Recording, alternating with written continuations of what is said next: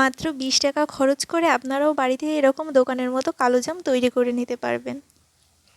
এই কালোজাম এতটাই সফট হয় যে মুখে দিলেই মিলিয়ে যাবে। এই রেসিপিটা ফলো করে আপনারাও বাড়িতে খুব সহজে এই মিষ্টিটা তৈরি করে নিতে পারবেন। এর জন্য প্রয়োজন এইখানে 2 কাপ পরিমাণ মুড়ি। এই মুড়িটা আমি একটা মিক্সিতে গুঁড়ো করে নেব।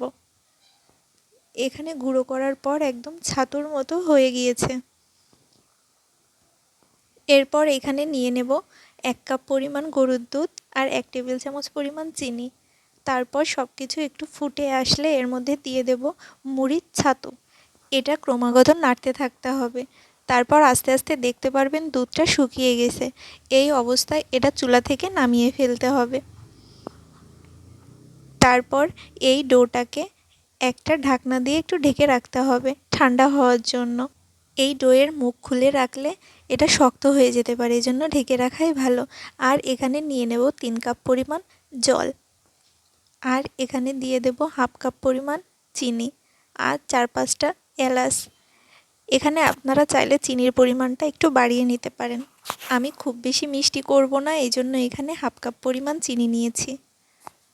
আর এখানে আমার 1 তার বা 2 তারের শিরা করার কোনো প্রয়োজন নাই, পাতলা একটা শিরা হলেই হবে। তারপর এই ডোটার মধ্যে দিয়ে দেব হাফ কাপ পরিমাণ গুঁড়ো দুধ, 1 টেবিল চামচ পরিমাণ বেকিং পাউডার, হাফ টেবিল চামচ পরিমাণ ভ্যানিলা এসেন্স আর একটা ডিম। তারপর সব কিছু হাতের সাহায্যে খুব ভালোভাবে মিশিয়ে নেব। প্রথম দিকে এটা খুব আঠালো মনে হলো, মাখতে মাখতে এরকম একটা সুন্দর সফট ডো তৈরি হবে। তারপর হাতে একটু ঘি মাখিয়ে নিয়ে ছোট ছোট লেচি কেটে নেব। মিষ্টিটা আমি এখানে যে শেপের করব সেই শেপেরই কেটে নেব। আপনারা এখানে চাইলে ছোট বড় করে নিতে পারবেন। তারপর হাতের সাহায্যে একটু গোল করে একটু লম্বা করে নিলেই তৈরি হয়ে যাবে আমাদের কালোজাম। এভাবে আমি সবগুলো কালোজাম তৈরি করে নেব। এরপর মিষ্টিগুলো ভেজে নেওয়ার জন্য আমি কড়াইতে তেল বসিয়ে দেব। এই তেলটা হালকা উষ্ণ গরম হবে, হাত সহ্য হয় এরকম গরম হবে।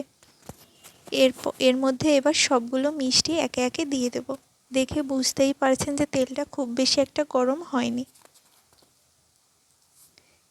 প্রথম থেকে শেষ পর্যন্ত এরকম লো আঁচেই মিষ্টিগুলো ভেজে নিতে হবে। দেখে বুঝতেই পারছেন আস্তে আস্তে মিষ্টিগুলোই কালার আসা শুরু করেছে। পছন্দ মতো ডিপ কালার করে মিষ্টিগুলো আপনারা ভেজে নিতে পারেন। আর আমি এখানে এরকম কালার করে ভেজে নিয়েছি। তারপর মিষ্টিগুলো সরাসরি তেল থেকে তুলে চিনি শিরার মধ্যে দিয়ে দেব। আর এই অবস্থায় আমার এই চিনির শিরাটা ঠান্ডা হয়ে গেছে বললেই চলে। এর ওপর আরেকটা ঢাকনা দিয়ে ঢেকে গ্যাসের ফ্লেমটা বাড়িয়ে দিয়ে 5 মিনিট মতো ফুটিয়ে নেব।